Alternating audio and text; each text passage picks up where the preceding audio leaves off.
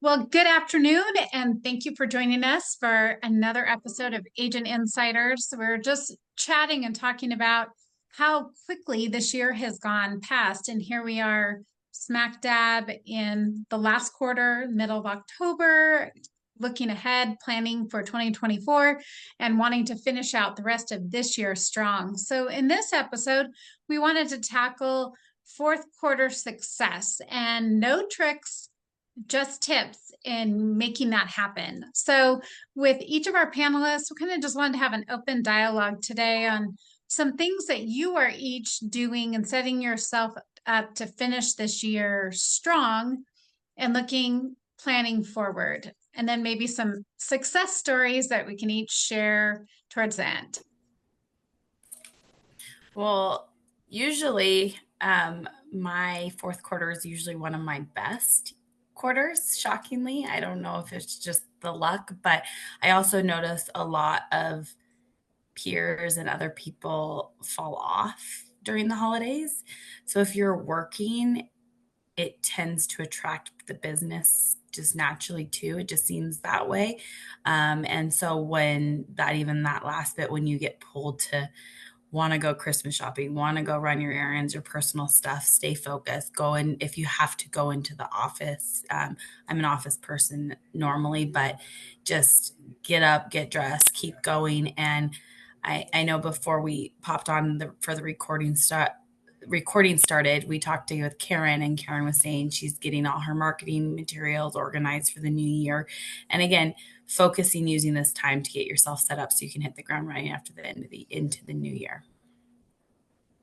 And that's a really good point. And having all those marketing materials up and ready to go. I've had a lot of requests for very specific farms and things looking ahead, not just on immediate based off of current escrows or current listings, but a lot of farming strategy for planning looking forward into the new year. Yeah, I think if if this isn't a busy quarter for you, then this is the best time for you to prepare for what is to come and have all your collateral and everything ready to go. So you know exactly what you're going to do January 1. I agree. Now's the time to just continue building. I'm with Megan, where my fourth and first quarter are always busier than I am during the summer. And I think that's just, once the kids get back in school, it's easier for me to focus and keep up the routine. So yeah, just building out the farm.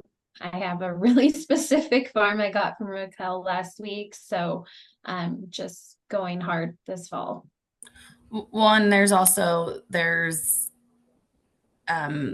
November, December, there's a lot of investors that are moving things around, changing their portfolio.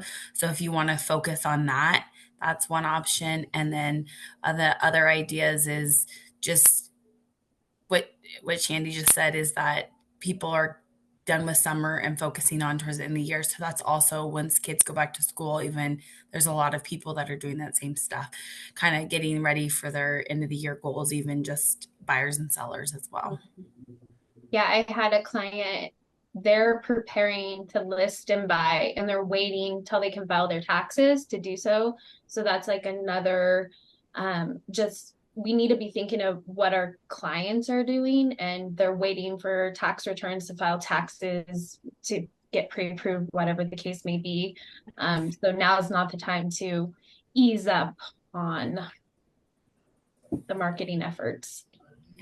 Yeah, and I mean, the market is very challenging and weird right now. And I think that there's with the media and everything, there's a lot of mixed messages going to our clients, and that it's important to just pick up the phone and call people and just say, hey, are you okay? Are things good? What questions do you have? Whether they're, in the process of buying or selling or pre-approved or whatever, just communicating what's actually going on, what we're seeing on a micro level, because I think every market is so specialized that it's important to just be continuing to communicate with those people on what's actually going on. I think it's really helpful. Great video, Kayla. What? The video you just posted was Thanks. Superb. I'm gonna have to go watch it. I know, I You haven't should. seen it either. Got brought up twice now. Yeah. Nice. It was great because, like Kayla, you just brought up, they're hearing so many conflicting messages. And you, as a trusted advisor with your clients that you have a rapport with, that is really impactful when you can have just a really down to earth conversation with them and be able to address all that's happening and all that's coming at them from different media sources and really break it down into something that's more meaningful and truthful based off their situation. Mm-hmm. Yeah. And I mean, I guess a success story from that specific video, anything I post on social media, I also email to all my clients for the people that are not on social. I know we've talked about this before, but I emailed that yesterday and spoke to clients that I have a property listed with them. You know, we had kind of been toying with doing a price reduction over the last, or coming into this week. And after seeing that video, they're like, well, what if we go this seller credit route with doing a price reduction? So it just kind of got their wheels turning on alternative marketing to actually get their house sold. Mm-hmm. It shows that it works, that you're putting out a message that resonated. Mm-hmm. What were your alternative marketing tips? Seller credits. Okay. Yeah, just marketing, you know, just I think that right now, personally, I mean, I don't know if you guys are seeing it, but especially with buyers that are buying with loans, as most of them are, that, you know, seller credits are a better use of the seller's dollars for the buyer as opposed to price reduction, just given, you know, the current market conditions. Mm-hmm. So Kayla, are you doing that as an email blast? Are you putting it in private remarks? Are you putting it on social media? Are you putting it all of the above? All everywhere. Yeah. So I think that the best way to do it is to pair it with a small price reduction, obviously, because then the people are getting the price reduction emails as well, but then also doing, you know, the email blast, putting it on social, all those kinds of things that to get that information out. Yeah, and I think also we all need to keep in mind that a lot of times that the seller credit, it's hard for the clients to necessarily understand. So it's engaging with other realtors in our community to make sure that they know that that's out there, because not everybody might be as in tune to them. Understand what that means. Yeah. For sure. So it's interesting. I received an email today talking about seller concessions. I received an email today that talks about different loan types and what the max seller concessions are. So Yeah. I think that was a really good, helpful reference to be able to know, so that your clients, depending on the loan types and what their situation is, that you have that information top of mind. Yeah. And I mean, work with your preferred lenders too, on your listings to know kind of how, like, what is that number, that seller credit number that you should market to people? Like, what are people in that price range? How much money are they putting down? And then kind of working backwards from the max seller credits that you can offer just based on the different loan types. Yeah. Yeah, and I think also understanding from both sides, like a listing side and a buyer side, if they are getting max credits, how that's going to affect like repair negotiations. Sure.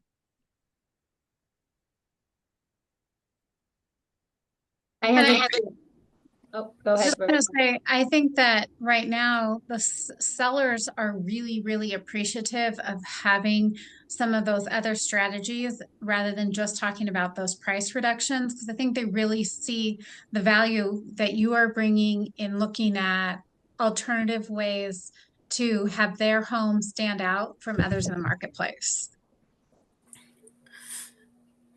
Also, not to like switch subjects, but just since kind of more of an open forum today, I thought I wanted to ask you guys, one of our largest discussions we talked about was the repair costs and the fight and the struggle and stuff.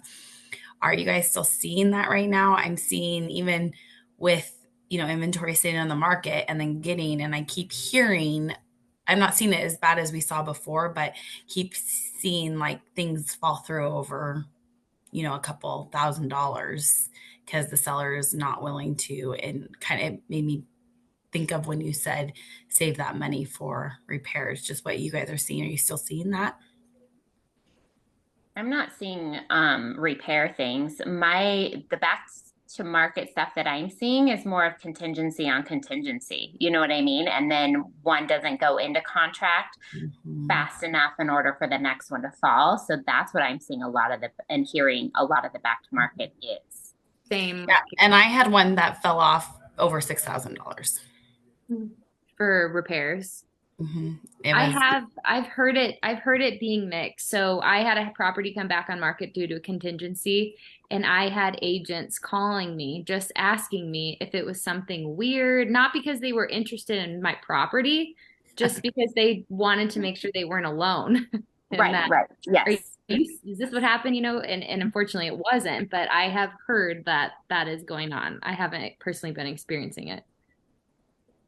I had a success story with like a repair contingency, like repairs going on, and it was quite a bit. It was the radon mitigation and then a slew of other items, and the seller was willing to cover the cost of all that and give like a really, really great credit to the buyer. First time home buyer, Midtown adjacent, great property for them, able to come purchase a home for less than $19,000 cash to close, and their payment was affordable for them. In the idea, we did a partial permanent rate buy down and then a 2-1 buy down. So used a couple different strategies there, but the client's super happy. Didn't think it was gonna work out because there was a lot with the repairs but it did. The seller was willing to agree. Well, that's where I thought sellers would be a little bit more willing to. And I just had talked to, because I had a situation where a buyer walked away over $6,000 and at a larger price point. Yeah. And obviously, I don't think it was truly over the repairs. And the seller had the upper hand because they had a higher backup offer. So it didn't matter to them. But it just was interesting. And I keep hearing that, especially in the higher end, things are, they just are walking away for no reason, really. It's just weird. I think I think sellers are still a little bit on their high horse a little bit when it comes to pricing and those kinds of things that I think over this quarter that will start to change a little bit. Yeah. And it sounds like you found a seller that was better, Shandy, that was realizing that they should take advantage of it now. Well, it was an investor too. So they didn't have like an emotional for them. They probably did want to clear it off the books before the end of the year. But I have I'm working with this investor client, and we've written quite a few offers on properties that have just been sitting that need work, need updating, and the sellers just are it feels to me unrealistic on what they want for their property. But we'll find something. So Megan, you just talked about how you had yours, that backup offer.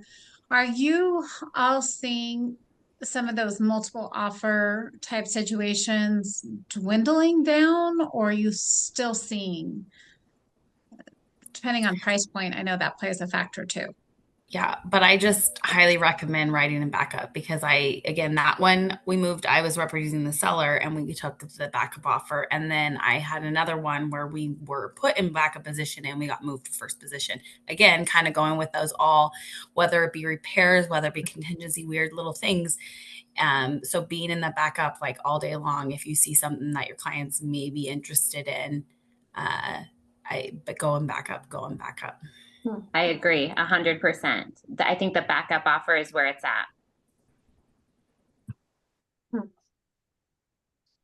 And what about with your pricing strategy? Because I know that we were still seeing offers coming in over asking, depending on price point. Are you having those conversations with your clients still as well? I did have a multiple offer situation a couple of weeks ago, and on a property that came back on market, and all of the offers were well under asking price. Mm-hmm. Yeah, that's interesting too, because I've had where there's multiple, but they're all under asking. So, Yeah. I mean, people are still being educated and cautious, Sure. but putting an offer in. Yeah. And how are you seeing the pricing with appraisals? I haven't had any issues. I haven't had any issues either. Mm-mm. Yeah, I've had one appraisal issue this whole year, but not recently. Because the last conversation I had with appraisers, it sounded like the homes were still appraising in and around what asking or being over what the asking is when the appraisal comes in.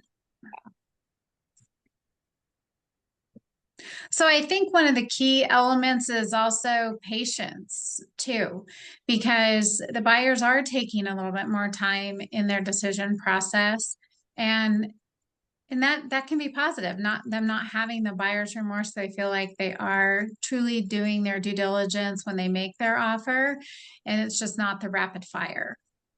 And that's a discussion I'm having with sellers right now too at the listings is preparing them. And I joke with them and say, I have to remind myself, like I listed one on Friday and we had 0 calls, 0 showings, and I'm getting anxious. And I'm like, wait, I told them this was going to happen, but having it happen, you're like, not even a call. Like, but it's normal. And then when I did have the discussion, I backed up the information of where days on market and just how in some of my other success stories throughout the year where we sat and it really depends. If they want to go a little bit higher than where, that really sweet spot is, then we're going to have to be more patient.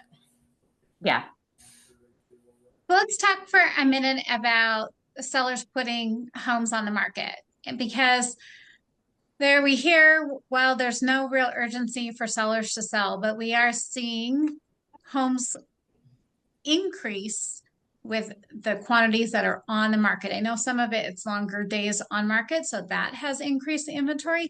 But are you seeing life events being more of a key reason that homes are going onto the market, or what are you seeing with your clients? Death and divorce. Yeah, and it's life event. Yeah, and definitely.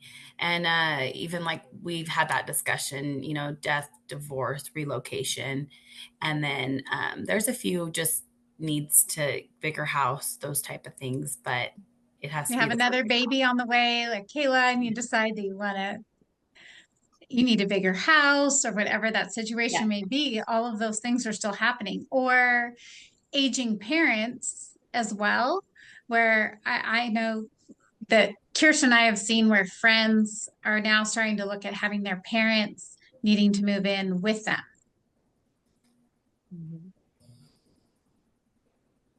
Oh boy. Yeah, I would say lots of life events. Majority. Yeah. I know. In the back of my mind, I was just thinking, oh, I'm not ready for that yet. My mom's one of my best friends, but I don't know if I'm ready for roommates again. Yeah, right. I think what's hard too is when you have different generations of roommates. You have kids, and then you have your parents. Like that's a whole other element. Yeah. The multiple generations. Yes. I kind of wanted to just bring up really quick when we're talking about the multiple situation. It seems from what I'm gathering is even if a buyer is really interested in a property, they're not really submitting right away. They are taking their time and thinking about it, and the agent is just asking to stay in touch if an offer does get submitted. So I think that's, again, the communication amongst us agents is so important to stay, really in tune to make sure if a client does want to submit, they get the opportunity to, and check in with that listing agent every so often. I think it's important too, what Megan said, is just making sure you're educating your sellers that buyers might come see your house 2 or 3 times before they are writing an offer. And then there might be a week lag time in between that, Yeah. not to get, frustrated with that specific buyer that it took them so long or something like that. Yeah, there doesn't seem to be crazy sense of urgency. Or low ball offers. I had one where the seller was so mad by the low ball offer, but then we came to terms and he was like, I can't believe I didn't. And I was like, you can't blame them in this market. They're going to try, because you would do the same if you were in that position. Totally. Yeah. I just got an offer accepted that was $100,000 under ask price. Oh my God. Under? Yeah. Was sitting on the market for a long time? Yeah, kinda, not. Never say never. I know, Yeah. never say never. And it goes back to pricing the property properly the first time. Sure. Like, you go on market, it needs to be priced right. And not like an emotional price. Like, I feel it's worth. Right. Sure. Well, and I'm sure the sellers sometimes are really adamant of where they feel their home should be priced at, even with the best intentions that you are providing the education around where it really should be priced. And they want to do a certain time period to just let's see how this goes. Right. I mean, that seems like it happens in every market Sure. where they always want to try to go a little bit higher. Yeah. Are you seeing different pockets of our area have certain hotspots over others? I don't know. I just listed one in Sparks and it's dead. But again, it's only been 4 days. The price point. Right under 6. Which is a good price point. But it's also, I feel like that's that tough little. Yeah. Well, the other thing too is new builders, their concessions are big time. Yes. Well, and that's what these sellers are doing. They're buying a new build. Mm-hmm. So, and it's bigger and it makes sense, and all that concessions and like the credits and and then like the lenders, they locked in a certain rate with it's just insane what they're doing. Yeah, I mean, they're giving, I mean, you don't even have to ask for anything, and they're giving you 20,000. You can get up to 40,000 with Lennar, and I'm going to be touring Toll tomorrow, so I'm going to see what they have to say. So.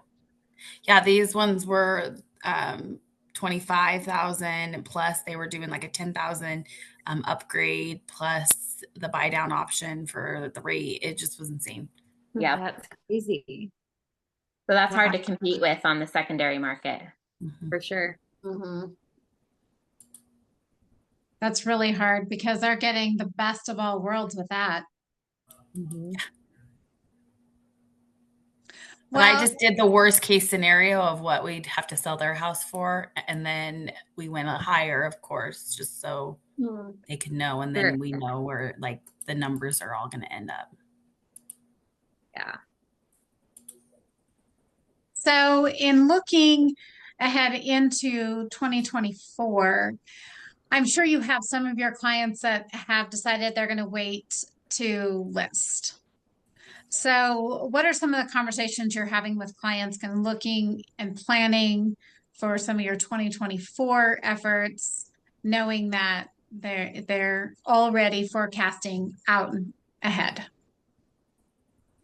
So I've always, in my personal opinion, felt like the best time to list is in March pretty much March, because I've always felt like inventory is low, but the buyer activity is high. Most people think June, July, not most, but or May, June, and there's more inventory at that time, and the buyers sometimes have settled. So if I have people ask me point blank, what's the best time to list? I'm always saying that March, early April is, in my opinion, the best time. So that's the discussions I'm having right now with people that are talking about listing next year.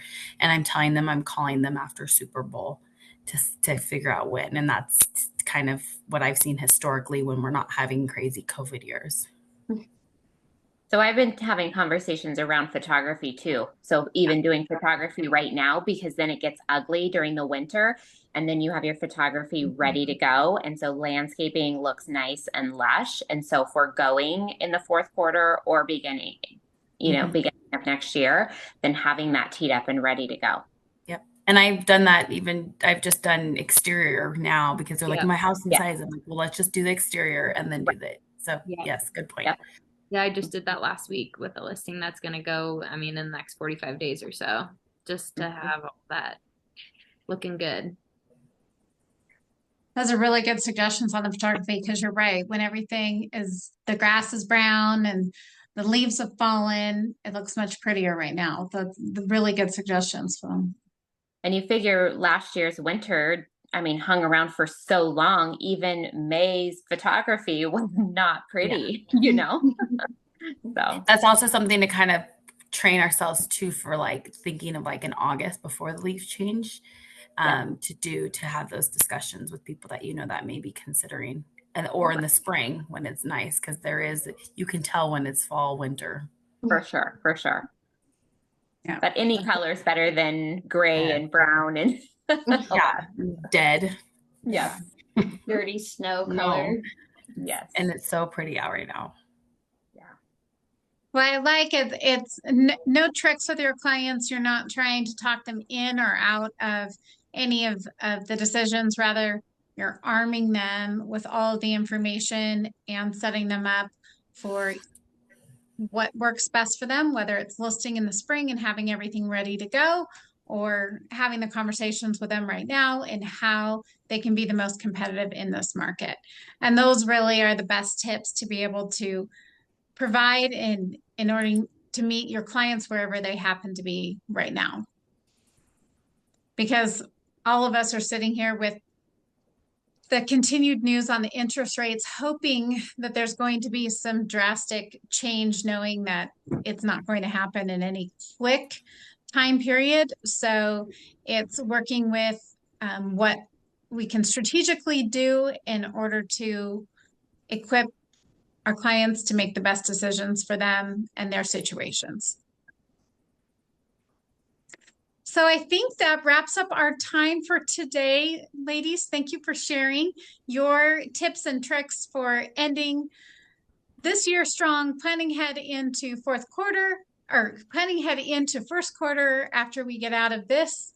And if anyone has a success story that you want to go ahead and share to end today, something to highlight all the positives of this working for you, go ahead and chime in. Backup offers. I think that was my big one. But yeah, write those backup offers. I've had huge success. The fact that you are seeing these backup offers be successful is that much more reason to really, really, really push that we're seeing cancellations coming in, and these backup offers are able to move into those first positions so much easier. Mm-hmm. And I know that a lot of other agents in our community are doing it because I get calls on my listings. How's it going? How's it going? How's it going? Because they're ready to write. Yeah, that's fantastic.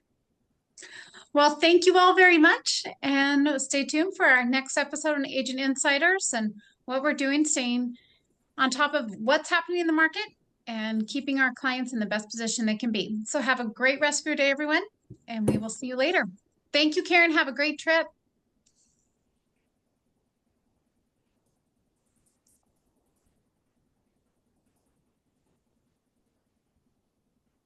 Okay. I was going to say, can you kick her off or do you have to do it? Or does she